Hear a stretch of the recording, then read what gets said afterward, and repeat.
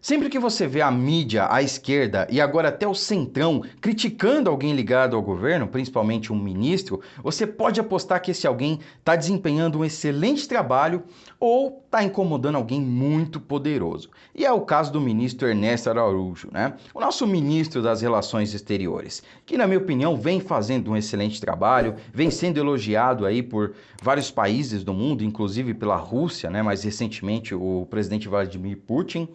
E mantém relações diplomáticas, inclusive com países que têm aí, digamos, divergências nas nossas pautas, né? As pautas conservadoras, que é o caso dos Estados Unidos, né? Com agora o presidente Joe Biden. Mesmo assim, o Brasil mantém boas relações diplomáticas com os Estados Unidos, que é parceiro aí de longa data com o Brasil.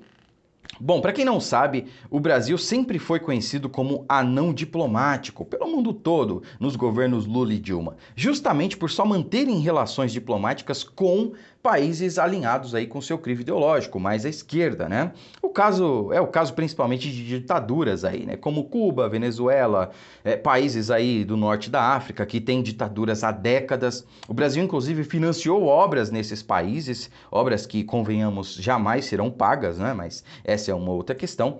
A questão agora é que o legislativo está pressionando o executivo, ou seja, há aí uma pressão externa, né? Rompendo aí a harmonia e independência dos poderes, harmonia essa que foi sempre pregada pelo legislativo, né? Quem não se lembra aí do Rodrigo Maia sempre esbravejando que a Câmara tem que ser independente, que não sei o quê. Pois é, agora você vê o presidente do Senado, o presidente do Poder Legislativo, criticando abertamente aí a posição de um ministro, né? Que é o ministro Ernesto Araújo. Olha só aqui essa matéria. Após encontro com Bolsonaro, Pacheco, que é o presidente do Senado, aumenta a pressão e diz que política externa ainda está falha, né? O presidente do Senado, Rodrigo Pacheco, voltou a cobrar do presidente Jair Bolsonaro mudanças na política externa brasileira. Ou seja, cobrar mudanças. O que é isso senão uma clara interferência do poder executivo? Aliás, do poder legislativo no executivo, né? É uma vergonha.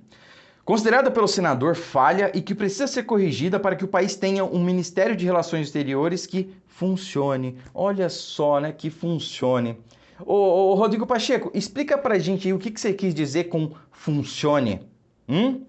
Porque, na minha opinião e na opinião da maioria dos brasileiros, as relações exteriores estão funcionando muito bem, né? Para quem não sabe, pessoal, na semana passada ou foi essa semana, eu não sei, mas o Brasil recentemente foi a Israel para tratar de questões aí de combate à pandemia, né? Então eles têm lá um spray nasal, tem umas medidas aí que podem ser eficazes ao combate à pandemia. E Israel, pessoal, talvez é o país mais avançado aí na questão da vacinação, né? Já vacinou praticamente toda a sua população. Também eles têm a população equivalente à cidade de São Paulo aqui, né? Cerca de 11 milhões de pessoas. Mas tudo bem, isso não é o caso. A questão é que eles estão muito avançados tecnologicamente, né? Em todas as áreas. E o Brasil mandou a sua comitiva lá para tratar dessas relações, dessas questões. Pois bem, o presidente Bolsonaro não pôde ir nessa comitiva, né? Então foram o ministro das Relações Exteriores, Ernesto Araújo, e foi também o filho do presidente, né? O Eduardo Bolsonaro, e mais alguns integrantes, claro. Pois bem, quando um ministro das Relações Exteriores ele visita um outro país, obviamente, esse ministro, né, ele é recebido por uma autoridade equivalente ao ministro das Relações Exteriores daquele país. Pois bem, nessa ocasião, onde o Brasil foi, a comitiva brasileira foi recebida por ninguém menos que Benjamin Netanyahu, né? Não sei se eu pronunciei certo o nome dele aqui, mas ele é o primeiro-ministro de Israel. Ou seja, ele é o chefe de Estado, é o representante do país. É o chefe de Estado. Cara, isso é uma honra muito grande. Uma comitiva brasileira foi a Israel, né, e foi recebida pelo chefe de Estado, sem o nosso presidente estar presente. Obviamente, ele ligou para o Benjamin Netanyahu e falou que não ia poder estar presente, claro, né? Antes que alguém diga aí que o presidente não foi, não sei o quê. Então, cara, isso é uma honra muito grande. Isso mostra que as nossas relações exteriores estão muito bem. Que o nosso ministro representa muito bem o nosso país. O Brasil tem sido elogiado aí mundo afora, gente. E Cara, eu queria mencionar mais uma vez esse absurdo que é o presidente do Senado, né, presidente do Poder Legislativo, né, o chefe do Poder Legislativo, está criticando claramente aí o ministro das Relações Exteriores, né? É uma clara tentativa de interferência e pressão externa, algo que eles sempre criticaram no Legislativo. Deixa eu falar uma coisa para você, Rodrigo Pacheco, né? Presidente do Senado, senhor presidente do Senado Federal. Se alguém tem que dar pressão no governo para tirar ou colocar um ministro, esse alguém é o povo. Não cabe a você fazer isso, tá? Se você quer indicar um ministro, faça o seguinte, as eleições estão aí o ano que vem, né? Se candidate. Se candidate, vença as eleições, aí o senhor pode indicar quem o senhor quiser. Até lá, respeite a Constituição, a harmonia e independência dos poderes e pare de falar de qualquer ministério ligado ao governo Jair Bolsonaro, tá certo? Fora isso, pessoal, teve também a declaração do Arthur Lira, né, presidente do Senado, da Câmara, né? Olha como eles articulam, né, como eles estão coesos aí no mesmo discurso, né? Arthur Lira já ameaça Bolsonaro. Remédios no parlamento são todos amargos, alguns fatais, né? Disse aí o presidente da Câmara. Segundo o presidente da Câmara, a quem cabe decidir sobre processos de impeachment, remédios são, abre aspas, aplicados quando a espiral de erros e avaliação se torna uma escala geométrica incontrolável. Caramba, filosofou aqui, hein, Arthur Lira? Mas o que ele quer dizer com remédios constitucionais, pessoal? Remédios aqui, né, que ele fala, são claramente remédios constitucionais. É o impeachment, né? Basicamente aqui ele está ameaçando o presidente. Bom, o que eu tenho a dizer sobre isso, né, a minha concepção é que um processo de impeachment agora é simplesmente impossível. Porque historicamente, né, no Brasil, nunca um processo de impeachment ele foi pautado, ele foi mencionado, ele foi adiante sem que houvesse aprovação popular, sem que houvesse aí pressão popular, né? E o que há atualmente é justamente o contrário, há apoio popular ao presidente Bolsonaro, como nunca houve nesse país por um presidente. Você vê as ruas lotadas sempre, mesmo em pandemia, com manifestações a favor do presidente e não o contrário. Então, eu acho muito pouco provável que seja pautado um processo de impeachment, né, por responsabilidade de gestão na pandemia, que é o que o Arthur Lira aqui está alegando, né? Até porque todo mundo sabe que as atribuições para gerir aí a questão da pandemia, né, o combate à pandemia, é de prefeitos e governadores, né, pois o STF decidiu assim. Né? E antes que você diga aí que, não, o Bolsonaro pode também. Bom, se o Bolsonaro pode, então todo mundo sabe que o presidente Bolsonaro é contra esse lockdown total, né? Que ele sempre diz que é a favor aí de medidas contra o vírus e a favor da economia, né? Que as duas coisas têm que ser trabalhadas de maneira coesa, junta, né? Para que não se tenha mortes e também não se quebre a economia, porque se quebrar a economia vai morrer muito mais gente. De onde é que a gente vai tirar dinheiro para enfrentar a pandemia? Se não da economia, né? Não faz nenhum sentido. Então, se ele é contra o lockdown, por que prefeitos e governadores ainda têm o poder de emitir decretos sustando nossos direitos e garantias fundamentais, como de ir e vir, por exemplo? Você sabe o que está acontecendo em Rio Preto?